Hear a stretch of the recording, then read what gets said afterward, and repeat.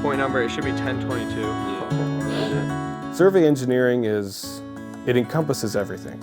It encompasses the art, history, science, and law. The history is your property corners. There's evidence, there's history there. The property corners of the state, they go back way back to the 1800s, and it's really cool when you get to retrace those. The law, you just go through and have to be able to make your professional opinion about where a boundary should be and give it to a judge. The art, it really is artistic. You get to make maps. You have to make them look good.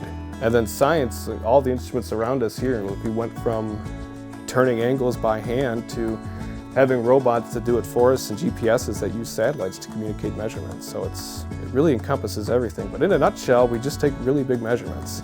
Surveying is about measuring. So it's about making maps for engineers or for community planners, if they need to design a new road, if they need to design a new building, but it can also be laying out things. So when they're building a skyscraper or when they're building a new road, they need to know where the road goes, where the skyscraper goes, where the anchor bolts go. So the surveyor comes out and gives the construction guys the location to know where to put everything. There's just so many avenues, from the technology to the engineering to the historical boundary stuff. It's a really great opportunity. You'll go out, execute a survey, you'll gather data, you'll bring it inside, create a map with it. And then the other side of it is like the really technical side. So if you're a math nerd, this is a great program for you.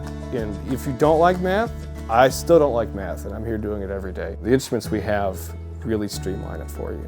There's a 2-year associate's degree, which you're going to have classes in the fundamentals of surveying, where you kind of learn the theory and what's going on behind all the button pushing. So we use more basic, a little bit older equipment to try to teach them the theory of what's going on in those classes. But then after that first class, they're using the tools that they'd be using out for any company. Going and getting your 4-year degree allows you to be licensed as a surveyor, and then also a cool thing about our program is you can be licensed as a civil engineer as well. It puts the sky as the limit on what you want to do with your career. My favorite part, the construction side. I really like that. I've had some really good internships. I've worked on really big projects in Detroit.